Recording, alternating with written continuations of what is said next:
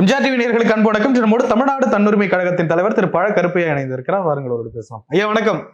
தமிழக வெற்றி கழகத்தின் 2வது மாநில மாநாடு மதுரையில் பிரம்மாண்டமாக நடந்து முடிந்திருக்கிறது. விஜய் அவர்கள் 35 நிமிஷம் பேசியிருக்காரு. பெரிய அளவிலான கூட்டம். எப்படி பாக்குறீங்க? அதாவது 7 கோடி பேர் தமிழ்நாட்டில் இருக்கிறார்கள். ஒரு 4-3 லட்சம் அவர்களுக்கு கூட்டம் கூடியிருந்தால் அது பெரிய செய்தி தான். ஏனென்றால் இன்றைக்கு ஒரு கட்சிக்கு காசு கொடுக்காமல் கூட்டம் திரளுவதற்கு தயாராக இல்லை மக்கள். அத்தகைய மனநிலை ஏற்பட்டு விட்ட பிறகு இவருக்கு தானாக வரக்கூடிய அளவுக்கு ரசிகர்கள் இருக்கிறார்கள் என்பது பாராட்டத்தக்கதுதான். ஆனால் 4-3 லட்சம் மக்கள், 7 கோடி மக்கள் வாக்கு செலுத்துகின்ற வாக்குச்சாவடியில் இவர்கள் ஒரு துரும்பு. அதனாலே நமக்கு தொண்டர்கள் நிறைய இருக்கிறார்கள் என்பது வேலை செய்வதற்கு போதுமானது. அப்புறம் பணம் கொடுக்காமலே கொடுக்கிறார்கள் என்பது அது அவருக்கு ஒரு தனி மதிப்பு தான். இதை தவிர இந்த 4-3 லட்சம் பேர் அது ஒரு சினிமா கூட்டம் போல தான் தப்பிக்கொண்டிருக்கிறார்கள். அவர் வருகின்ற போதும் போகின்ற போதும் அவர் என்ன 4 தீர்மானம் போட்டிருக்கிறார்.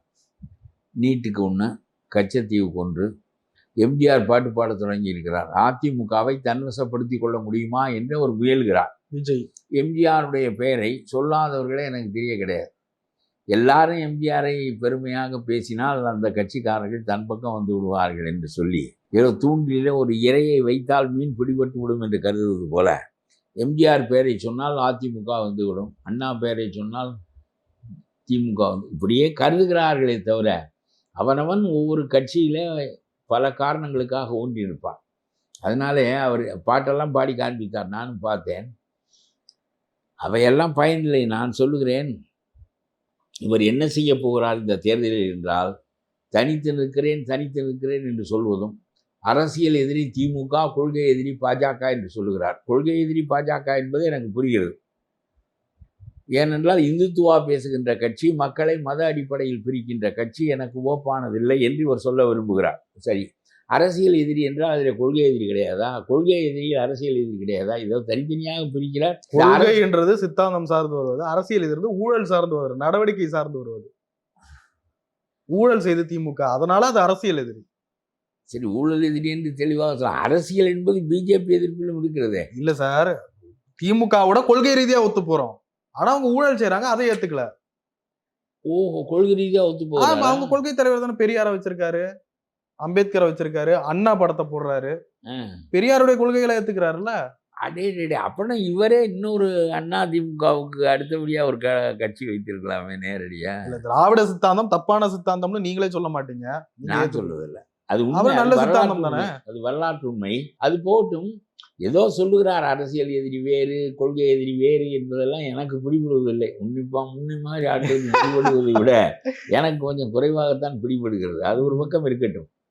எல்லாம் இப்பொழுது கிளம்பி விட்டார்கள். நான் தமிழ்நாட்டில் உள்ள பிள்ளைகளுக்கெல்லாம் அப்பா என்று முதலமைச்சர் கிளம்பி விட்டார். அவன் சொத்து கேட்டு கொண்டிருக்கிறான் ஒரு பக்கம். அது அந்த பிரச்சனை எப்படி தீரப்போகுது என்று தெரியவில்லை. உங்களை அப்பாவாக ஏற்றுக்கொள்கிறோம், சொத்திலும் பங்குதாரர்கள் எல்லாருக்கும் கொடுக்கின்ற அளவு உங்களுக்கு இருக்கிறது என்று அவர்கள் கேட்கிறார்கள். அது ஒரு பக்கம் இருக்கட்டும். இவர் தாய் மாமன் என்று புதிய உறவு கொண்டாடுகிறார். நாட்டிலே, தமிழ்நாட்டிலே இருக்கிற பிள்ளைகளுக்கெல்லாம் நான் தான் தாய் மாமன், அவருடைய தாயார்கள் என்னுடைய சகோதரி, ஆகவே நான் தாய் மாமன். இது என்ன அரசியல் என்று உலகத்தில் நம்ம கொள்கை ரீதியாக, கட்சி ரீதியாக ஏன் அந்த கட்சி மாற்றப்பட வேண்டும், ஏன் அது அகற்றப்பட வேண்டும், ஏன் நான் அந்த இடத்துக்கு வர வேண்டும் என்பதற்கான நிலைப்பாடுகளை எல்லாம் வலுவாக ஊன்றி வைக்காமல் சும்மா நான் மாமன், நான் அப்பன் என்று அசிங்க அரசியல் தமிழ்நாட்டில் பேசுகிறார்கள். அது ஒரு பக்கம் இருக்கட்டும். இவர் என்ன செய்ய போகிறார் என்று நான் சொல்கிறேன். அண்ணாமலை பாராளுமன்ற தேர்தலில் என்ன செய்தாரோ, விஜயகாந்த் ஒரு கட்டத்தில் 3வது அணியாக உருவாக்கி என்ன செய்தாரோ அதை இந்த தேர்தலில் செய்வதற்காக அவர் நிற்கிறார். கலைச்சி விட போகிறார். அதான் கூட்டை கலைத்து விட போகிறார். அதனாலே போன பாராளுமன்ற தேர்தலில் என்ன செய்தார் அண்ணாமலை? 1000 எதிர்ப்பு திமுகவுக்கு செய்தாலும் கடைசியாக பாமகவை, அதிமுக பக்கம் சேர்ந்த பாமகவை தன் பக்கம் சேர்த்து கொண்டு, அப்புறம் தினகரன், ஓபிஎஸ் எல்லாம் வைத்து கொண்டு இப்படி ஒரு சின்ன கலைப்பு வேலையை செய்ததன் மூலம் அதிமுகவும் பாமகவும் மட்டும் ஒன்று சேர்ந்திருந்தால் 15 இடங்களில் அவர்கள் வெற்றி பெற்றிருப்பார்கள், அந்த விழுந்த வாக்குகளின் அடிப்படையில். இல்ல, விஜய் இந்த மாதிரி கணக்கு பண்ணல. அவர் சொல்றாரு, நான் சொல்றேன் விளக்கமா. 7 இடம் அதிமுகவுக்கும் 3 இடம் குறைந்தது பாமகவுக்கும் சென்ற தேர்தலிலே கிடைத்திருக்கும். கூடுதலாக 15 இடங்கள் வரையிலும் கிடைப்பதற்கு நெருக்கி நிற்கிறார்கள். ஆக திமுகவினுடைய வலிமையை குறைத்து 40லிருந்து 25 கொண்டு வருவதற்கு பதிலாக திமுகவை ஒழிக்கிறேன் என்று சொல்லி அண்ணாமலை தனி அணியை ஏற்படுத்தியதன் மூலம் 40க்கு 40 திமுக வென்றதற்கு மிகப்பெரிய காரணம் அண்ணாமலை தான். Annamalai was the B team for the DMK in the last parliamentary elections. அவர் செய்த அவருக்கு புரிந்து செய்தாரோ புரியாமல் செய்தாரோ இதுதான் செய்தார். ஆனால் அவர் என்ன பிழையாக கருதினார் என்றால், திமுகவை ஒழித்து கட்டி அந்த இடத்திற்கு பாஜக வர வேண்டும் என்று நினைத்தால் அந்த அரசியல் எனக்கு புரியும். அதிமுக மாற்று கட்சியாக இருப்பதன் மீது குதிரை ஏறி அதை பலவீனப்படுத்தி அதை கலைத்து விட்டு மாற்று இடத்திற்கு நாம் வர வேண்டும் என்று நினைத்ததினால், தவறாக அரசியலில் கணக்கிட்ட காரணத்தினால் அதிமுகவையும் வெற்றி பெற விடவில்லை, தானும் வெற்றி பெற முடியவில்லை. கடைசியில் இப்பொழுது அமித்ஷா வந்து மறுபடியும் இந்த கூட்டணியை ஏற்படுத்த வேண்டிய கட்டாயம் வந்துவிட்டது. ஆகவே இது அண்ணாமலையினுடைய புரியாத்தனம். அவருக்கு அரசியலில் பயிற்சி இல்லை.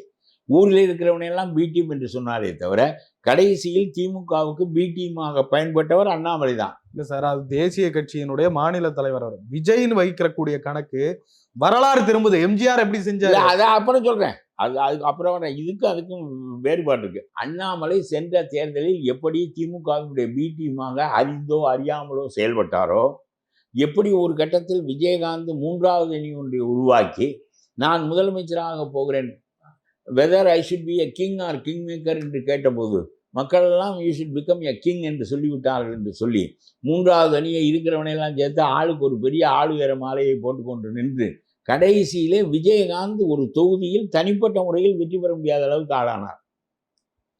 விருத்தாச்சலத்தில் தனியொரு மனிதனாக நின்று வெற்றி பெற முடிந்தவர் ஒரு இடத்தில் தான் போட்டியிட்ட இடத்தில் வெற்றி பெற முடியாத நிலைமை விஜயகாந்துக்கு ஏற்பட்டது அதுக்கு அடுத்த தேர்தல். ஆக இந்த 3வது அணி என்பது யாருக்கு பயன்படும் என்று சொன்னால் திமுகவுக்கு தான் பயன்படும். இன்றைக்கு ஆளுங்கட்சியாக இருப்பவனுக்கு பயன்படும். அது ஒரு கட்டத்தில் விஜயகாந்த் செய்து தன்னுடைய கட்சியை குலைத்து கொண்டு அதற்கு பிறகு தானும் தோற்று அப்புறம் உடல்நலம் இல்லாமல் போய் அந்த கட்சி ரொம்ப சீரழிந்து போய்விட்டது என்பது ஒரு பக்கம் இருக்கட்டும். விஜயகாந்த் செய்த வேலையை அவரிடமிருந்து பாடம் கற்றுக்கொள்வதற்கு பதிலாக விஜய் செய்ய முயல்கிறார். அண்ணாமலை சென்ற பாராளுமன்ற தேர்தலில் எதிரி என்று சொல்லி பி டீமாக ஸ்டாலினுக்கு பயன்பட்டது போல இப்பொழுது இவர் பி டீமாக பயன்பட போகிறார். இது இவர் தனித்து நிற்கிறேன், நான் தான் ஆட்சிக்கு வர விரும்புகிறேன் என்று சொல்வேன். விஜயகாந்த் தான் ஆட்சிக்கு வர தான் விரும்பினார். ஆகவே இந்த அரசியல் என்பது ஒரு தற்கொலை அரசியல். It is a suicide politics. ஒன்று.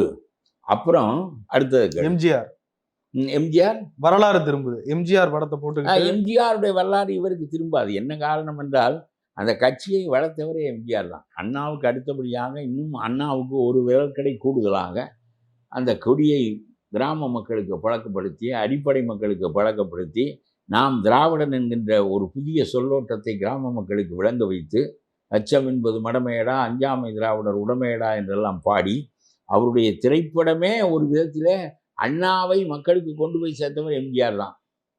திரைப்படங்களின் மூலம் அந்த கொடியை கொண்டு சேர்த்தவர் எம்ஜிஆர் தான்.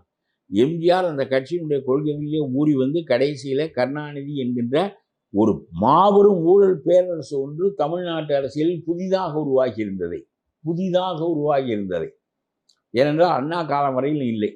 காங்கிரஸ் காலத்தில் கிடையவே கிடையாது. காமராஜர் காலம் மற்றவர்கள் காலத்தில், ராஜாஜி காலத்தில். அதற்கு பிறகு அண்ணா கொஞ்ச காலம்தான் இருந்தார். அவர் நேரிய வழியில் ஆண்டு விட்டு போய்விட்டார். ஒரு பெரிய பாதிப்பை அவரால் ஏற்படுத்த முடியவில்லை. அவர் போய்விட்டார். அதற்கு பிறகு கருணாநிதி பூச்சி பேர மருந்து, கோதுமை பேர ஊழல் என்று ஏகப்பட்ட சிக்கல்களுக்கு உள்ளாகி திராவிட இயக்கமே அழிந்து போய்விடும் என்கிற நிலையில் கருணாநிதியை ஒதுக்கி புதிய கட்சி ஒன்றை தோற்றுவித்து திராவிட இயக்கத்தை மீண்டும் உயிர்ப்பிப்பதற்கு எம்ஜிஆர் முயன்றார். அதிலே ஒரு வெற்றியும் பெற்றார். 5 ஆண்டு காலம் ஒரு காலம் இருந்தது. பல கட்சிகளை கூட்டணி சேர்த்துக் கொள்கின்ற போது கம்யூனிஸ்ட் கல்யாண சுந்தரம் போன்றவர்களெல்லாம் யோசனைக்கு போனார்கள். இவருக்கு யோசனை யார்? ஆதவ அர்ஜுனனும் இந்த ஆரோக்கிய ஜான் ஆரோக்கியம் தானே. என்ன பாமகவுக்கு யோசனை சொல்லி அவரை முதலமைச்சராக்கி விட்டு இப்பொழுது விஜய் முதலமைச்சராக இங்கே வந்து இருக்கிறார். அவருக்கு ஒன்றும் புரியாது. இல்லை, எம்ஜிஆர் இருந்த சூழ்நிலை நான் சொல்லுகிறேன். எம்ஜிஆருடைய அரசியல் வேறு. கடுமையாக காமராஜர் உயிரோடு இருக்கின்ற போது திண்டுக்கல் தேர்தலில் வென்று விட்டார் எம்ஜிஆர். இடைத்தேர்தல் நடைபெறுகிறது. அந்த இடைத்தேர்தலில் இவருக்கு எல்லாரும் கூட்டணிக்கு வாருங்கள், செகத்தியரே சேர வாருங்கள், கூட்டணிக்கு வாருங்கள், உங்களுக்கெல்லாம் ஆட்சியில் பங்கு தருகிறேன், உங்களையும் அமைச்சர்களாக்குகிறேன், நான் தனி பெரும்பான்மை வந்தாலும் உங்களை அமைச்சராக்குகிறேன் என்று சொல்லி அல்வா தருகிறேன், ஜிலேபி தருகிறேன் என்று சொல்லி பேசுகின்ற பேச்சை விட எம்ஜிஆர் தேர்தலில் தனித்து அந்த கட்சியை உடைத்து கொண்டு வந்து திண்டுக்கல் தேர்தலில் நிற்கிறார். 51 விழுக்காடு வாக்கு பெறுகிறார். காமராஜர், கருணாநிதி, இந்திரா காங்கிரஸ் 3 கட்சிகளும் எல்லாமே அவர்களெல்லாம் டிபாசிட் போய்விட்டார்கள். காமராஜர் தான் அடுத்த இடத்துக்கு வந்தார். அந்த ஒரு தேர்தலிலே 3 கட்சிகளும் சேர்ந்து வாங்கிய வாக்கை விட எம்ஜிஆர் வாங்கிய வாக்கு மிகுதி. புரியுறதா? அதிலே அவர் ஊன்றியவர். அதற்கு பிறகு அவர் கடைசியாக அமைதி கொள்ளும் இடத்திற்கு போகின்ற வரையிலும் அவர் வெற்றியை தவிர வேறு எதையும் பார்க்கவில்லை. அது மட்டுமல்ல, கொள்கைகளையும் பாருங்கள். தமிழ் இனத்திற்கு தலைவர் நான் என்று இவர் சொன்னார். யாழ்ப்பாணத்தில் எம்ஜிஆருக்கு தான் செலவிட்டிருந்தான். தமிழ் இனத்தின் தலைவர் யார்? ஆகவே எம்ஜிஆரோடு ஒப்பிடுவதற்கு உங்களுக்கு எந்த தகுதியும் இல்லை. ஒருத்தனும் வரமாட்டேங்கிறானே. முதல்ல எம்ஜிஆரோடு கம்யூனிஸ்ட் கட்சியிலிருந்து எல்லா கட்சியும் இணைந்து நின்றார்களே, அது ஒரு பக்கம் இருக்கட்டும். எம்ஜிஆரோடு இணையில்லை. இன்னொன்று, விஜயகாந்த் இதை எம்ஜிஆர் நினைத்து தான் விஜயகாந்தும் செய்து பார்த்தார். விஜயகாந்த் உளுந்தூர்பேட்டையில் தானே தோற்கின்ற நிலைமை அதனால் ஏற்பட்டது. அவரோடு சேர்ந்த கட்சிகள் முழுவதும் துடைத்தெறியப்பட்டு விட்ட காரணத்தினால் they had been wiped out from Tamil Nadu politics for some time. பிறகு மீண்டும் உயிர்ப்பித்துக் கொள்வதற்கு அவர்கள் பெரும்பாடுபட்டு போனார்கள். இவரோடு விஜயகாந்தோடு கூட்டணி சேர்ந்த கட்சிகளெல்லாம் விஜயோடு சேர தயங்குவதற்கு காரணமே மீண்டும் விஜயகாந்தோடு கூட்டணி சேர்ந்தவர்கள் தான் இப்பொழுது இருக்கிறார்கள். திருமாவளவன், வலது கம்யூனிஸ்ட், இடது கம்யூனிஸ்ட், வைகோ, இவர்கள் தானே சேர்ந்தவர்கள். அவர்கள் தான் இப்பொழுது இருக்கிறார்கள். ஏற்கனவே பட்ட சூடு அவர்களுக்கு இன்னும் நெஞ்சை விட்டு அகலவில்லை. ஆகவே யார் ஒருவர் வந்து சேருவதற்கு இன்றைக்கு வரையிலும் தயாராக இல்லை. காங்கிரஸுக்கு வலை வீசி பார்க்கிறார். காங்கிரஸே தலைமை எடுத்துக் கொள்வதாக வைத்துக் கொள்வோம். காங்கிரஸ் வரவில்லையே. அடிமை கூட்டணிலாம் எங்களுக்கு தேவையில்ல. அதனுடைய பொருள் வந்து மறுபடியும் நான் ஸ்டாலின் வரட்டும் பரவாயில்லை என்பதுதான். அவர் இப்படிதான் சொன்னாங்க. இவெல்லாம் சினிமா விட்டு வரமாட்டான்னு வந்துட்டேன். கட்சி ஆரம்பிக்க முடியுமான்னு கேட்டாங்க. கட்சி ஆரம்பிச்சிட்டேன். மாநாடு போட முடியுமான்னு கேட்டாங்க. மாநாடும் போட்டு காட்டிட்டேன். அடுத்த ஆட்சிக்கு வர முடியுமான்னு கேட்கிறேன். வந்து காட்டுறேன் அப்படின்றாரு. இதெல்லாம் செஞ்சா அது செய்து விடலாமா? செய்ய முடியாது. ஸ்டெப் பை ஸ்டெப்பா சொன்னது. அதெல்லாம் இல்லை. எவனும் கட்சி தொடங்கலாம், எவனும் மாநாடு நடத்தலாம். ஆனா மக்களிடம் போய் ஊடுருவதற்கு வலுவான கொள்கை அமைப்பு வேண்டும். இல்ல ஊடுருவிட்டாரு. அவ்வளவு கூட்டம் வருது, எதிர்பார்ப்பு இருக்கு. இல்ல நான் நீ பேசுவது வேறு. 4-3 லட்சம் பேர் கூடுகிறார்கள் என்பது 7 கோடி மக்களின் வாக்கை பிரதிபலிப்பது ஆகாது. இது விஜயகாந்துக்கு கூடவில்லை. விஜயகாந்த் கூடியதா? அப்ப 2 ஆளுமைகள் தமிழ்நாட்டில் இருந்தாங்க. ஜெயலலிதா அவர்கள், கலைஞர் கருணாநிதி அவர்கள். இன்றைக்கு அப்படிப்பட்ட சூழல் இல்லையே. அதிமுக பலவீனப்பட்டிருக்க. ஆளுமை என்று இல்லை. அந்த கட்சி ஆளுமை இல்லாமல் ஸ்டாலின் ஆட்சிக்கு வருகிறாரே. 40க்கு 40 இடத்திலும் வெற்றி பெறுகிறாரே. கருணாநிதி வெற்றி பெறாத வெற்றியை ஸ்டாலின் பெறுகிறாரே. என்ன காரணம்? அண்ணாமலை மாதிரி முட்டாள்தனமாக அரசியல் செய்கின்ற போது 40க்கு 40 வருகிறார். வாக்கை பிரிப்பதற்கு அண்ணாமலை வந்து விட்டால் ஸ்டாலின் 40க்கு 40 வருவார். அவர் அண்ணாவை விட பெரிய தலைவர்களே, கருணாநிதியை விட பெரிய தலைவர்களே அப்படியும் வர முடிகிறது என்பதற்கு காரணம் இந்த பி டீம் அரசியல் எப்பொழுதும் இங்கே இருந்து கொண்டே இருக்கிறது. ஆகவே அண்ணாமலை போன தடவை இந்த முட்டாள்தனத்தை செய்து கடைசியில எடப்பாடியை வலிமை இழக்க செய்வது என்ற இடமும், அதற்கு அப்புறம் இன்னும் 2 தேர்தலில் நாம் முழுமையாக வருவது என்ற முடிவையும் அவர் எடுத்தார். எடப்பாடி வாக்குகள் அளவிற்கு சில அளவுக்கு பாதிக்கப்பட்டாரே தவிர இடங்கள் பெரிதாக வர முடியவில்லை தவிர 40க்கு 40 இடத்திலும் ஸ்டாலினை வெற்றி வர வைத்தது சிறந்த அரசியலா என்று கேட்கிறேன். யார் பெரிய நாகப்பாம்பு என்று சொல்கிறோமோ, எது கொடிய குக்கிங் கோப்ரா என்று சொல்கிறோமோ, அதை வெற்றி பெற வைப்பதற்கு எந்த வகையால் நீ முயன்றாலும் அது பெருமையா என்று கேட்கிறேன். அண்ணாமலை செய்தது இந்த தேர்தலில் விஜய் செய்வார். இதுதான் அவருடைய முடிவு கடைசி வரையிலும் என்றால் அவர் அதைத்தான் செய்வார். ஆகவே மீண்டும் ஸ்டாலின் யார் படத்தை வைத்துக் கொள்ள வேண்டும் என்றால் அண்ணாமலை படம் ஒன்றை வைத்துக் கொள்ள வேண்டும், விஜய் படம் ஒன்றை வைத்துக் கொள்ள வேண்டும். ஏனென்றால் இவர்களால் தான் அவர் மீண்டும் வெற்றி பெற முடிகிறது. நான் சொல்லுகிறேன், நியாயமாக இந்த தேர்தலில் எல்லா எதிர்க்கட்சிகளும் ஒன்று கூட வேண்டும். ஒன்று கூடி அவர்களுடைய கூட்டணி வலிமையாக இருக்கிறது. ஏன் வலிமையாக இருக்கிறது என்றால், இங்கே பிஜேபி என்கின்ற ஒரு கந்தரகோலமான ஒரு அமைப்பு உள்ளே நுழைகின்ற காரணத்தினால், இவனோடு சேர்ந்தால் நான் வரமாட்டேன். நம்முடைய விஜய் சொல்வது சரியானது தான். பிஜேபியோடு நாங்கள் சேர முடியாது. சரி, எடப்பாடி நீ சேரு, மற்றவர்கள் சேரட்டும், ஒரு செக்யூலர் ஃபார்ம் ஒன்று உண்டாக்கலாம். பிஜேபியை தனித்து விட்டு விடலாம். என்ன பெரிய நீ ஒருத்தனும் சேர மாட்டான் என்றால் அவன் இருக்கிறவனோடு தானே சேருவான். குதிரை கிடைக்கவில்லை என்றால் கழுதையில் தானே ஏறுவான். நான் சொல்வது புரிகிறதா? நீங்கள் எல்லாம் வாருங்கள், ஒரு செக்யுலர் ஃப்ரண்ட் ஒன்றை உருவாக்கலாம். நீ வருவதற்கு தயாராக இருந்தால் கம்யூனிஸ்ட் வருவான், மற்றவன் வருவான், ஒரு செக்யுலர் ஃப்ரண்ட் உருவாகும் எடப்பாடி தலைமையில். அது இல்லாவிட்டால் நான் சொல்லுகிறேன், குதிரை கிடைக்கவில்லை, கழுதையில் ஏறுகிறார், பிஜேபியோடு சேர்கிறார். இதை என்ன செய்வது? அரசியல் என்பது என்ன நடக்கிறது, என்னென்ன கொள்கை என்பதெல்லாம் பெரிய முக்கியம் என்று வைத்துக் கொள்ளுங்கள். இவருக்கு அரசியல்ல ஆழம் இல்லை. பேச்சு அப்படி இருந்தது பாத்தீங்களா? என்ன பேச்சு? சரி, ஒரு பேச்சுக்கு சொல்லுகிறேன். கச்சத்தீவை மீட்க வேண்டும் என்று சொல்வார். என்ன யோசனை என்று சொல்ல வேண்டும். கச்சத்தீவை எப்படி மீட்பது? மோடி போய் படையெடுத்து மீட்பதா? கொடுத்தது காங்கிரஸ்காரன், திமுகவினுடைய இசைவோடு கொடுத்தான். திமுகவும் காங்கிரஸை சேர்ந்து தான் இந்த கச்சத்தீவை நாசமாக்கினார்கள். இன்றைக்கு வரையிலும் மீனவர்கள் இவ்வளவு பெரிய பாடுபடுவதற்கும், வலை உலர்த்த முடியாமல் போவதற்கும், அடிக்கடி கைதாவதற்கும், படகுகள் பறிக்கப்படுவதற்கும், இலங்கைக்கு ரொம்ப கிட்டத்திலே இருக்கின்ற மீன் வளம் மிக்க கச்சத்தீவை, அதை சுற்றி இருக்கிற மீன்வளம் மிக்க இடத்தை நாம் இழந்ததுதான் காரணம். சரி, நீ கொடுத்து விட்டாய். இப்பொழுது அதை எப்படி பெறுவது என்று நீ யோசனை சொல் பார்ப்போம். அவன் தரமாட்டேன் என்கிறான். ஒரு தரம் கச்சத்தீவை கொடுப்பது என்பது நீ கிடையாது என்று சிங்கள அரசு சொல்லிவிட்டது. இப்பொழுது எந்த வகையிலே மீட்கலாம் என்று நீ உனக்கு யோசனை. நீ ஒரு அரசியல் தலைவன். எல்லா தலைவர்களும் ஒரு கருத்தை முன்வைப்பார்கள். அந்த கருத்தை நிறைவேற்றுவதற்குரிய வழி என்ன என்று கேட்டால் சொல்ல தெரிய வேண்டும் அவர்களுக்கு. சும்மா முட்டையாக திமுக காரன் கச்சத்தீவு என்று சொல்லுகிறான். அந்த நாய்கள் தான் இந்த கச்சத்தீவை தூக்கி கொடுத்தது. கொடுத்த காலத்தில் இருந்தவர்கள் அவர்கள்.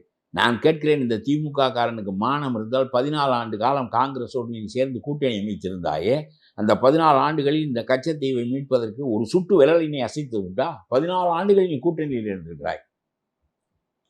ஈழத்தையும் அழித்து சிங்களவனை வரவிட்டாய். கச்சத்தீவை மீட்பதற்கு ஒரு கோரிக்கை வைக்கவில்லை. இந்தி தேசிய மொழியாக இருக்கக்கூடாது என்று சொல்லுகிறாயே திமுக. நான் கேட்கிறேன், காங்கிரஸோடு இருக்கிற போது இந்த தேசிய மொழி கொள்கையை நீங்கள் கொஞ்சம் தளர்த்தி கொள்ளக்கூடாதா என்று ஒரு முறையாவது கேட்டதுண்டா? கச்சத்தீவை மீட்பதற்கு நீ கொடுத்தாய், நீ பெற்றுத்தாய் என்று எப்பொழுதாவது கூட்டணி சேர்கிற போது நிபந்தனை விதித்ததுண்டா? ஈழத்தை அழித்து முடித்து விட்டீர்கள். ஈழத்தமிழர்களுக்கு மிகப்பெரிய துரோகத்தை செய்து விட்டீர்கள். சரி, இந்த நீட் தீர்வை காங்கிரசுடைய ஆட்சியில திமுக காரன் தான் கொண்டு வந்தான். நீனே ஆட்சியில் இருக்கிறது தவறுதலாக கொண்டு வந்து விட்டோம், நீ அதில் எங்களுக்கு மீட்டுத்தான் என்று சொல்வதற்கு இந்த திமுகவுக்கு யோசனை இல்லை. இந்த விஜய்க்கு அது புரிகிறதா என்று கேட்கிறேன். நீட் தேர்வு என்றால் என்ன? அந்த கச்சத்தீவு பேசிவிட்டு அதுக்கு போவோம். இந்த கச்சத்தீவை எப்படி மீட்பது என்று யோசனை சொல்லட்டும். விஜய் சொல்லணுமா? சொல்லணும்ல. அவருக்கு மீட்க வேண்டும் என்று தெரிகிற போது மீட்பதற்கு வழிவகை இருந்தால் தானே மீட்க வேண்டும் என்று சொல்வார். மீட்பதற்கு வழிவகை இல்லாவிட்டால் மீட்க வேண்டும் என்று சொல்வதிலே பொருள் இல்லை. எப்படி மீட்க முடியும்? படையெடுத்து தான் மீட்க முடியும். வேறு எந்த வகையில் நீ மீட்பாய்? கொடுத்தாகிவிட்டது, ஒப்பந்தம் முடிந்து விட்டது. இனிமேல் சிங்களவன் திருப்பி தருவதற்கு தயாராக இல்லை. அந்த தீவால் பெரிய பயன் ஒன்றும் இல்லை. ஆனால் மீனவர்கள் மீன் வளத்திற்கு அது துணையாக இருக்கிறது. ஆகவே நமக்கு மீனவர்கள் முக்கியம். ஆகவே நம்முடைய பகுதியும் கூட, நம்முடைய ராமநாதபுரம் அரசருக்கு தொடர்புடைய பகுதியை இந்திய அரசு யாரையும் கேட்காமல் தூக்கி கொடுத்தது. இந்த கருணாநிதிக்கு மேற்கு வங்க அமைச்சருக்கு இருந்த அளவுக்கு புத்தி கூர்மை இல்லாத காரணத்தினால் அவர் பெருவாரியை இதுபோல இழந்த போது திரும்ப பெற்று விட்டார். வேறு நாடுக்கு கொடுத்து விட்டு திரும்ப பெற்று விட்டார்கள். இதை இலங்கைக்கு கொடுத்து விட்டு இதை திரும்ப பெறுவதற்குரிய சுப்ரீம் கோர்ட்டுக்கு போய் அதற்குரிய ஆகும் வேலைகளை கருணாநிதியால் செய்ய முடியவில்லை. இன்றைக்கு வரையிலும் இதை எப்பொழுது பார்த்தாலும் மீனவர்கள் ஓடு போட மாட்டார்கள் என்பதற்காக இதை சொல்லிக்கொண்டே இருப்பதில் என்ன பயன்? எப்படி மீட்பது கச்சத்தீவை சொல்லு? படையெடுத்து தான் மீட்க வேண்டும். அவன் தரமாட்டேன் என்று சொன்னால் படையெடுத்து தான் மீட்க வேண்டும். விஜய் அப்படி ஒரு கருத்தை முன் வைக்கிறது வலு சேர்க்கிற மாதிரி இருக்குல்ல. நம்ம இதுக்கு ஒரு ஆகிற வழியை சொல்லு என்று சொல்கிறேன். நீ இந்த தீவுக்கு போக வேண்டும் என்று சொல்லுவாய். தீவுக்கு போவதற்கு வழிகாட்டு, நாம் போவோம். வலி சேர்த்து என்ன செய்வது? எல்லாரும் சேர்ந்து அரோகரா பாடுவது போல, முருகனுக்கு அரோகரா எல்லாரும் சொல்லிவிட்டதுன்னா அறிவோடு எதையும் பேச. நான் சொல்றேன், கச்சத்தீவை மீட்பதற்கு வழி சொல். பாரதிய ஜனதா அரசு பெற்றுத்தரும். நீ கொடுத்தது காங்கிரஸ் அரசு, அதுக்கு தாளம் போட்டது திமுக. இவர்கள் 2 பேரும் தண்டிக்கப்பட வேண்டும். கச்சத்தீவுக்கு நியாயமாக எந்த மீனவர்களும் திமுகவுக்கோ காங்கிரஸுக்கோ வாக்களிக்கக்கூடாது. ஏனென்றால் அவர்களால் தான் இது போய்விட்டது. மற்றவர்கள் திமுகவும் சேர்ந்து மீடு என்று சொல்கிறான். இவன் காங்கிரஸோடு ஆட்சியில் இருந்தபோது மீட்க மாட்டான். காங்கிரஸுக்கு கீழே இது கொடுக்கப்பட்ட போது அதை கண்டிக்க மாட்டான். 14 வருஷம் ஆட்சியில் இருந்து இதை கேட்க மாட்டான். எதிர்க்கட்சியாக ஆன பிறகு கச்சத்தீவை மீட்டு தான் என்ன பண்ணுவது? படையெடுக்கலாம். சின்ன நாடு, ஒரு நிமிடத்திற்கு தாங்குமா? நம்முடைய ஒரு 2 ராக்கெட்டுக்கு தாங்குமா அந்த இலங்கை? ஆனால் அதற்குள்ளே சீனாவும் வந்து உள்ளே இருக்கிறான். அந்த கப்பல் துறைகளிலே சீனாவும் வந்து உள்ளே இருக்கிறான். இப்பொழுது எந்த நாட்டின் மீது தொடுக்கின்ற போரும் நம்முடைய வலிமை சார்ந்ததாக மட்டும் இருப்பதில்லை, அது உலக சிக்கலாக மாறுகிறது. பல்வேறு கூட்டணிகள் அதற்குள்ளே இருக்கும். சிங்களத்தை தோற்கடிப்பது என்பது 1 மணி நேரத்து வேலை.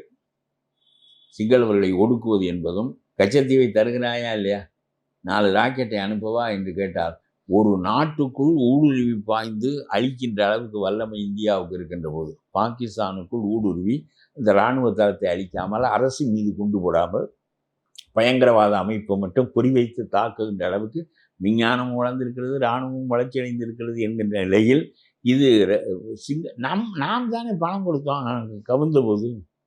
இந்தியா உதவி செய்திருக்கவில்லை என்றால் அவன் திவாலாயிருப்பானே. இப்பொழுது கொடுத்து விட்டாய், அவன் தரமாட்டேன் என்கிறான். ஒப்பந்தம் என்பது ஒப்பந்தம் தான் என்று சொல்லுகிறான். என்ன செய்து நீ மீட்கலாம் என்று சொல். எல்லாம் பெரிய பெரிய கட்சிகளாக இருக்கிறீர்களே, படையெடுப்பதை தவிர வேறு எதன் மூலமாக நீங்கள் மீட்க முடியும்? கொடுத்து விட்டு இவன் நம் மீது படையை ஏவுகிறான் என்று சொல்வதற்கு உலக அரசியலெல்லாம் சந்தித்தாக வேண்டும். சொல்லு. அங்கே சீனாவும் உனக்கு, அதாவது இந்தியாவை எதிர்ப்பதற்கு தன்னை சுற்றி உள்ள எல்லா நாடுகளோடும் உறவு வைத்திருக்கிறான் சீனா. பூட்டானோடு, நேபாளத்தோடு, பாகிஸ்தானோடு, வங்கதேசத்தோடு, பர்மாவோடு, இலங்கையிலும் துறைமுகத்தின் மூலம். யாரோடும் அவன் கூட்டில்லை. அவன் எப்பொழுதுமே ஒரு எம்பையராக, பேரரசாக இருந்து பழக்கப்பட்டவன் சீனாக்காரன். ஆகவே அவன் என்ன செய்வான் என்று சொல்ல முடியாது. வெறுமனே கச்சத்தீவை மீட்டுத்தா என்றால் வேணா பேசலாம். அவனுக்கு பணம் கேட்கிறாயே, வசதி கேட்கிறாயே, இந்த தீவை மட்டும் தந்து விட்டு நாங்கள் தருகிறோம் என்று கேட்டு பார்க்கலாம். இல்ல வேற என்ன குறைவுபடுதுன்னு நினைக்கிறது? வழி சொல்லல ஒண்ணு. உனக்கு வழி சொல்ல தெரியாது, உனக்கு அரசியல் புரியாது. சொல்லு, கச்சத்தீவை மீட்க வேண்டும். முட்டாள்கள் கொடுத்தார்கள், திமுக காரன் கொடுத்தான், காங்கிரஸ் காரன் கொடுத்தான். நீ காங்கிரஸோடு தானே சேர வேண்டும் என்று பேசி பார்த்தாய், ஒன்றும் நடக்கவில்லை. இல்ல விஜய் அரசியலுக்கு தகுதி லாயக்கு இல்லைன்னு சொல்றீங்களா? இல்ல, ஒன்றும் புரியாது அவருக்கு. சும்மா வந்து கூட்டம் கொடுக்கிறது என்பதனாலே இவர் அரோகரா போடுவதற்கு ஒரு கூட்டத்தை சேர்த்து வைத்திருக்கிறார், நம்முடைய முருகனுக்கு அரோகரா போடுவது போல என்பதை தவிர அவர்களை வழிநடத்துகின்ற ஆற்றல் இவருக்கு இல்லை.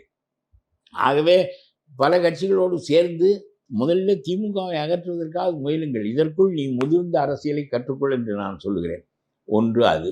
நீட் இருக்கிறது. இந்த நீட்டை என்னென்று, நீட் என்றால் என்ன என்றே உனக்கு தெரியாது. நீட்டை கொண்டு வந்தவன் திமுக காரன். திமுகவினுடைய மந்திரி தான் பாராளுமன்றத்தில் நீட்டை அறிமுகப்படுத்தினார். அது வழக்கத்திற்கு வந்து இப்பொழுது ஸ்டாலின் நீட்டை எடு என்று சொல்வதற்கு காரணம் 1000 கோடி ரூபாய் சந்தை பறிபோய்விட்டது. அதனாலே அவர் கேட்கிறார், அவர் லாபம் கருதி கேட்கிறார். நீ இப்பொழுது நீட்டை ஒழிக்க வேண்டும் என்று சொன்னால், நான் சொல்லுகிறேன், நீட் இருப்பதிலே என்ன இடைஞ்சல் என்று உனக்கு சொல்ல தெரியுமா? சொல். நான் சொல்லுகிறேன், நீட் இருப்பதிலே என்ன இடைஞ்சல் என்று சொல். தற்கொலை செய்து கொள்ளுகிறார்கள் மாணவிகள், மாணவர்கள். சரி, பெரும் போட்டி அதற்கு. எவ்வளவு பெரிய போட்டி என்று சொல்கிறேன். 1.5 லட்சம் பேர் நீட்டு தேர்வு எழுதுகிறார்கள். 75,000 பேர் தேர்ச்சி அடைகிறார்கள். 75,000 பேர் அவுட். இந்த 75,000 பேர் தூக்கு போட்டுக் கொள்வதற்கென்று 4-2 பேர் எப்பொழுதுமே இருக்கிறார்கள். அதனாலே நீட்டு வந்து இந்த இவர்கள் தூக்கு போட்டு கொண்டார்கள் என்பதனாலே போய்விட்டது என்றால், 1.5 லட்சம் பேர் தேர்ச்சி எழுதுகிறானே, 11,000 இடம் தானே நீ வைத்திருக்கிறாய். மீதம் உள்ள 1,40,000 பேரும் தோல்வியிலே மறுபடியும் தூக்கு போட்டுக் கொள்வார்களா, மாட்டார்களா? தோல்வி என்பது தூக்கு போட்டுக் கொள்வதற்குரியது என்று ஆகிவிட்டால் 1,40,000 பேர் தோற்க போகிறான். இங்கே இடங்களை கூட்டுவதற்கு ஒன்றிடம் என்றால் வழி இருக்கிறதா? 1,50,000 பேர் தேர்வு எழுதுகிறான், 75,000 பேர் தேர்ச்சி பெறுகிறான், 11,000 பேர் தான் இடம் பெறுகிறான். நீட்டில் தேர்வு பெற்றவர்கள் 60,000 பேர் வெளியே இருக்கிறார்கள். இதெல்லாம் உனக்கு பேச தெரியாது. 60,000 பேர் வெளியே நிற்கிறான் நீட் தேர்வில் வெற்றி பெற்றவன். அந்த வெற்றியை பெற்றுவிட்டு நாம் இடம் பெற முடியவில்லை என்று அவன் தூக்கு போட்டுக் கொண்டால் நியாயம். நீட் தேர்வில் தோற்றதற்காக தூக்கு போட்டுக் கொள்வது நியாயம் இல்லை. எப்பொழுதும் போட்டி உலகத்திலே தான் you are going to live in a competitive world. அதனாலே நான் என்ன சொல்கிறேன் என்றால், 60,000 பேர் 70,000 பேர் தேர்ச்சி அடைகிறானே, 10,000 பேருக்கு தானே இடம் கிடைக்கிறது. 60,000 பேர் வெளியே நிற்கிறான். 700 மதிப்பெண் எடுத்தவன் அரசு கோட்டாவிலே உள்ளே போகிறான். அதுக்கு எடப்பாடியாவது ஒரு 7.5% அடிமட்ட மாணவர்களுக்கு வாங்கி கொடுத்தார். அதனாலே இப்பொழுது 100கணக்கான பேர் உள்ளே போகிறார்கள். இந்த ஸ்டாலின் என்ன செய்தார்? அது ஒரு பக்கம் இருக்கட்டும். 70,000 பேர் தேர்கிறார்கள், 10,000 பேர் மொத்தம் இடம். அதில் ஒரு பகுதியினர் அரசு இடங்களுக்கு நல்ல மதிப்பெண் பெற்றவர்கள் போய்விடுகிறார். 700 மதிப்பெண் பெற்றவன் 600 மதிப்பெண் பெற்றவன் போய்விடுகிறான் தகுதி அடிப்படையில். அப்புறம் 250 மதிப்பெண் 300 மதிப்பெண் எடுத்தவன் போகிறான், 500 மதிப்பெண் எடுத்தவன் போவதில்லை. 250க்கும் 300க்கும் தனியார் கல்லூரிகள் முழுவதும் 1 கோடி கொடு, 2 கோடி கொடு, 3 கோடி கொடு என்று வாங்கி கொண்டு அந்த இடங்களை அழித்து விடுகின்றன. 500 மதிப்பெண் எடுத்தவன் 450 மதிப்பெண் எடுத்தவன்லாம் வெளியே பிதுக்கப்பட்டு விடுகிறான். ஆக ஒன்று அதிக மதிப்பெண் எடுத்தவன் சலுகையிலே போகிறான், இல்லாவிட்டால் குறைந்த மதிப்பெண் எடுத்தவன் தனியார் கல்லூரிக்கு பணத்தை கொடுத்து போய்விடுகிறான். நடுவாந்திரத்தில் இருக்கிறவர்கள் பிதுக்கப்பட்டு வெளியே தள்ளப்படுகிறார்கள். நீட் இவ்வளவு பெரிய, அதற்கு அதிகமான காரணம் 1.5 லட்சம் பேர் ஆசைப்படுகிறார்கள், 10,000 பேர் தான் இடம் இருக்கு. 35 நிமிஷம் பேச்சுல எவ்வளவு பேச முடியும்னு நினைக்கிறீங்க? இந்த வழியை சொல்ல முடியும்? நான் சொல்வது புரியவில்லை. நீட்டினுடைய குறையே என்ன என்று சொல். 35 நிமிஷம் பேசாவிட்டால் 50 நிமிஷம் பேசினால் உன்னை யார் வாய் பொத்த போகிறார்களா? இதெல்லாம் ஒரு பேச்சென்று நீ சொல்லுகிறாய் மார்ஷல், சரியாக இருக்கிறதா? 35 நிமிடம் கேட்க வேண்டாம், மக்களுக்காக பேச வேண்டும் என்றால் 3 மணி நேரம் பேசு. இனி நிறைய பேச போறாரு சார். பேசட்டும். அவருக்கு இந்த செய்தி தெரியுமா என்று கேட்கிறேன் நான். 1.5 லட்சம் பேர் முயற்சி செய்கிறார்கள், 10,000 பேருக்கு தான் இடம் இருக்கிறது, 75,000 பேர் தேர்கிறார்கள், 65,000 பேர் பிதுக்கப்பட்டு வெளியே தள்ளப்படுகிறார்கள். அதற்கு காரணம் என்னவென்றால், மக்கள் ரொம்ப அதிகமாக மோகம் கொள்கிற ஒரு படிப்பில் இருக்கிறவர்கள் எல்லாம் முயற்சி செய்கின்ற போது பெரிய அளவுக்கு வெளியே தள்ளப்படுவது நடக்கிறது. இந்த அரசாங்கம், நான் அதற்கு தீர்வு சொன்னேன் தெரியுமா உனக்கு, அதை இன்னொரு நாள் பேசுவோம். இந்த இந்த தேர்ச்சி பெற்ற 67,000 பேர் பிதுக்கப்படுகிறார்கள். இவர்கள் என்ன செய்யலாம் என்பதற்கு நான் தீர்வு சொன்னேன், பல தடவை சொல்லியிருக்கேன், இன்னொரு தடவை பேசுவோம். இப்பொழுது உனக்கு பிரச்சனை புரிவதில்லை. சும்மா திமுக காரன் சொல்வதெல்லாம் நீனும் சேர்த்து சொல்லி கொண்டிருக்கிறாய்.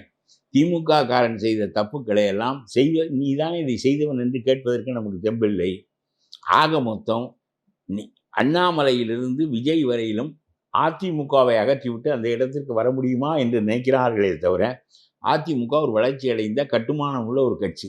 அந்த கட்டுமானம் உள்ள கட்சியை நீ தோற்கடிப்பதற்கு இன்னும் 10-15 ஆண்டுகள் ஆகும். அதுவரையிலும் ஸ்டாலினே ஆழ்வார் என்பது சரியா என்பதை மட்டும் நீ யோசித்துக் கொள். அதிமுக தொண்டர்களுக்கு யாருக்கு ஓட்டு போடணும்னு தெரியும். இவர் சொல்லுகிறார். அவன் என்ன முட்டாளா? போட மாட்டாங்களா? அதெல்லாம் போட மாட்டான். அவன் அம்மாவை பார்த்தவன், எம்ஜிஆரை பார்த்தவன், நேரடியாக பழகியவன். அதை விட்டு இவர் 2 தடவை எம்ஜிஆர் பாட்டு பாடுவதனால் அவன் போடுவான் என்றால், எம்ஜிஆர் பாட்டை எவன் பாட மாட்டான்? எனக்கு கூட தான் எம்ஜிஆர்கிட்ட பெரிய மதிப்பு இருக்கிறது. எம்ஜிஆர் பாட்டு 2 அவன் பாடினால் அதிமுக காரன் ஓட்டு போடுவான் என்று நினைக்கிறதாக இருந்தால், இவருக்கு யோசனை சொல்லுகிறவன் எவ்வளவு மோசமான முட்டாளாக இருப்பான். இல்ல, விஜய் ஒரு நேர்மையை முன்னிறுத்துறாரு. இவங்க எல்லாம் ஊழல் செய்யறாங்க, நான் நேர்மையா இருப்பேன். நேர்மையை வந்த பிறகு தெரிய வேண்டும், வந்த பிறகு சொல்வோம். நீ ஒரு வார்த்தை சொல்லியிருக்க வேண்டும். உனக்கு நேர்மையாக அரசியல், ராஜாஜி மட்டும்தான் அதை சொன்னார். நேர்மையாக அரசியல் நடத்த விரும்புகிறவர்கள் என்னுடைய கட்சிக்கு வாருங்கள். உங்களுக்கு விருப்பம் இல்லை என்றால் வேறு வேலையை பாருங்கள், என்னுடைய கட்சிக்கு வர வேண்டாம், எண்ணிக்கை எனக்கு முக்கியம் இல்லை, நேர்மைக்கு தயாராக இல்லாதவர்கள் இங்கே வர வேண்டாம் என்று சொல்ல வேண்டும். இவர் கேண்டிடேட் செலக்ட் செய்வதற்கு 2 கோடி ரூபாய் பணம் கட்ட வேண்டும் என்று சொல்கிறார். இவர் என்ன காரியம் செய்வார் என்று நான் கேட்கிறேன். ஒருவன் 2 கோடி ரூபாய் கட்டினால் தேர்தலில் இருக்கிற போது அந்த பணத்தை நாங்கள் தருகிறோம், மேலும் ஏதாவது போட்டு தர முடியுமா என்று பார்க்கிறோம். 2 கோடி ரூபாய்க்கு குறைந்து ஒருவன் வேட்பாளர் ஆக முடியாது என்று சொன்னால் அது என்ன கட்சியாக இருக்கும்? கம்யூனிஸ்ட் கட்சியில் சொல்லுகிறான் அப்படி. இது இங்கே பாரு, மாற்றாக வர வேண்டும் என்றால் மாற்றாக நாம் இருக்க வேண்டும். நான் விஜய் மாற்று சக்தி இல்லையா, முதன்மை சக்தியா? எது முதன்மை சக்தியா? அவரு மாற்று சக்திலாம் இல்லையா அவரு? சரி, பாரு முதன்மை சக்தியாக்குவதற்கு தான் அண்ணாமலை முயன்றார், முதன்மை சக்தியாக்குவதற்கு தான் விஜயகாந்த் முயன்றார். முதன்மை சக்தியாக்குவதற்கு நீ நினைக்கிறாய் இன்னொரு காலத்தில் மறுபடியும் இன்னொரு 5 ஆண்டுகள் ஸ்டாலினை ஆள வைத்து இந்த நாட்டை முட்டையடித்து விடுவது என்பது உங்களுடைய கருத்தாக இருந்தால், அது உனக்கு புரியவில்லை என்றால், you cannot know all these strategies என்கின்ற நிலை இருந்தால், இந்த நாடு அதனுடைய பலனை அனுபவிக்க வேண்டியதை தவிர வேறு வழி இல்லை. இல்ல, இதுல கூட்டணி அமைக்கிறது, ஒண்ணு சேர்றதுல ஒரு பிரச்சனை. விஜய் தன்னை முதலமைச்சருக்கான முகமா முன்னிறுத்துறாரு. அவருக்கு என்ன சரி, யார் வேண்டுமானாலும் வரலாம். முதலமைச்சராவதற்கு ஒரு தகுதியும் தேவையில்லை என்பதற்கு ஸ்டாலினே சான்று. நான் சொல்வது புரிகிறதா? முதலமைச்சராவதற்கு ஒரு தகுதியும் தேவையில்லை, விஜய் ஆகலாம். ஸ்டாலினால் முடிந்ததெல்லாம் விஜயால் முடியும். அதிகாரிகள் அரசியல் நடத்துகிறார்கள், அதிகாரிகள் அரசு நடத்துகிறார்கள், ஆலோசகர்களை வச்சுக்கிறாங்க. இது அதிகாரிகள் அரசு நடத்துகிறார்கள். இது நீ நான் நிதிநிலை அறிக்கை தயாரிக்கிறாய், நீ நான் எலக்ட்ரிசிட்டியினுடைய இதை பகிர்வு செய்கிறாய். எல்லாம் கீழே இருந்து பழக்கப்பட்டு 30-40 ஆண்டுகளில் செயலாளராக, செக்ரட்டரியாக வருகின்ற அந்தந்த துறையினுடைய தலைவர்கள் மிகுந்த பயிற்சியின் காரணமாக அதை செய்ய முடிகிறது. ஏற்கனவே பழைய மாதிரி இருக்கிறது. அந்த மாதிரியில் எதை ஒட்டுவது வெட்டுவது என்று செய்கிறார்கள். இதில் ஒன்றும் பெரிய வேறுபாடு இல்லை. நிதியமைச்சர்கள் ஓ பன்னீர்செல்வம் நிதியமைச்சர், என்ன பெரிய பொருளாதார நிபுணர். நம்முடைய தங்கம் தென்னரசு இப்ப நீங்க நிதியமைச்சர், சொல்றது என்ன பொருளாதார நிபுணர். அதெல்லாம் கிடையாது. அதிகாரிகள் இந்த ஒரு குறியிட்ட இடத்தில் கையெழுத்து போடுவது உன்னுடைய வேலை, மந்திரிகளினுடைய வேலை, முதலமைச்சருடைய வேலை. நான் தான் முதல்ல சொல்லிவிட்டேன், முதலமைச்சராக ஸ்டாலின் வரக்கூடும் என்றால் விஜய் வரக்கூடாது என்பது என்னுடைய பொருள் இல்லை. Democracy is for mediocres. அறிவுள்ளவன் அதில் வெற்றி பெற முடியாது. ரொம்ப சொதத்தை வந்து வெற்றி பெறுவேன். அது ஜனநாயகத்தினுடைய மோசமான குணம். அது மெஜாரிட்டியை தான் அது சிந்திக்கும். 51 முட்டாள்கள் 49 மிகச்சிறந்த ஐன்ஸ்டீன் போன்ற அறிவாளிகளை ஆள்வதுதான் ஜனநாயகம். புரியுதா? அதனால சரி போதும். இது இங்க பாரு, இது எனக்கு புலப்பட்டது. பேச்ச முடிப்போம். சம்மப் பண்ணி சொல்றேன். மாற்று கட்சியாக இருக்கின்ற கட்சியை அழித்து நாம் வரலாம் என்று கருதிய அண்ணாமலை ஸ்டாலினை பலப்படுத்தி 40க்கு 40 வர வைத்தார். விஜயகாந்த் 2வது கட்சியை வீழ்த்தி முதல் கட்சியாக ஆவோம் என்று கருதிய விஜயகாந்த் உளுந்தூர்பேட்டையில் தோற்றார். அந்த கூட்டணி அழிந்தது. இப்பொழுது 3வது அதே வகையான முயற்சியை விஜய் மேற்கொண்டு இவரும் அழிவார். இதுதான் உங்களுக்கு மாதிரி பார்ப்பதற்குரிய ஒரே ஒரு சங்கதி, உனக்கு கூட்டணி சேர்வதற்கு ஒருவனுமே வர தயாராக இல்லை என்பதற்கு காரணம், ஏற்கனவே சூடுபட்ட குதிரைகள் எல்லாம் இப்பொழுது திமுகவில் இருக்கின்றன. 3வது அணிக்கு விஜயகாந்தோடு வந்து சூடுபட்ட குதிரைகள் எல்லாம் இப்பொழுது ஸ்டாலினோடு இருக்கின்றன. அவர்கள் மறுபடியும் விஜயை வைத்து பரிசோதனை செய்வதற்கு தயாராக இல்லை. நீ இன்னொரு 7-8 மாதம் சென்ற பிறகு நீ கருத்து மாறி எடப்பாடியோடு நீ சேருவாய். அந்த அரசியலுக்கு you will be forced to join hands with ADMK. அது நடக்கும் நான் சொல்கிறேன். அவ்வளோதான். நன்றி ஐயா.